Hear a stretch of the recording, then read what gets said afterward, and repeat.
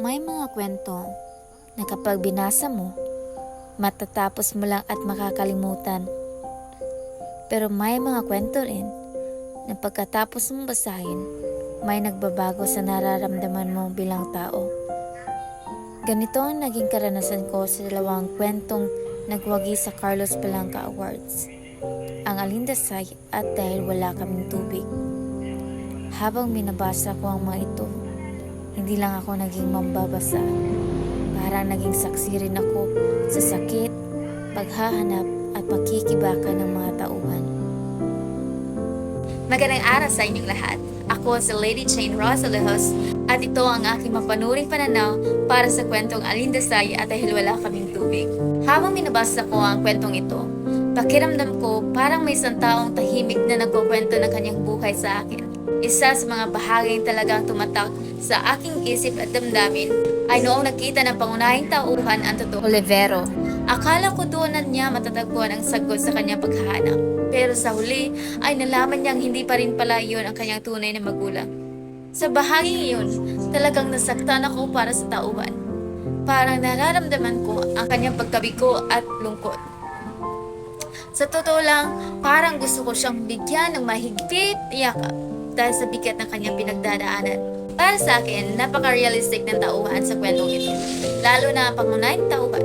Hindi siya isang perfectong karakter, pero siya ay tunay at madaling maintindihan bilang isang taong naghahanap ng kanyang pinagmulan at pagkakakilanlan.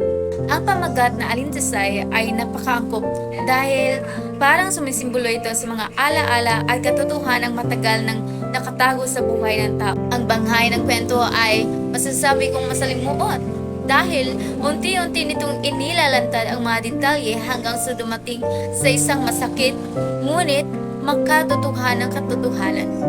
Makikita rin dito ang teoryang realismo dahil ipinapakita nito ang tunay na emosyon at karanasan ng isang tao. Pagkatapos kong basahin ang Alindasay, lumipat naman ako sa kwentong Dahil Wala Kaming Tubig.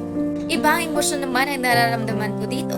Kung sa unang kwento ay nalungkot ako, sa kwentong ito naman ay nakaramdam ako ng galit.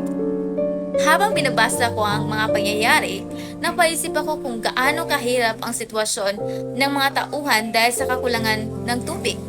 Sa unang tingin, parang simpleng problema lamang ito.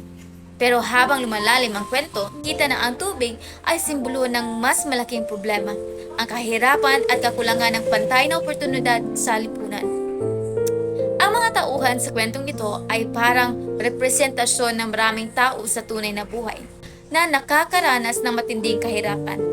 Dahil sa desperasyon, napilitan silang gumawa ng desisyong napakahirap para sa kanilang dignidad. Para sa akin, napakaangkop ng pamagat na Dahil Wala Kaming Tubig.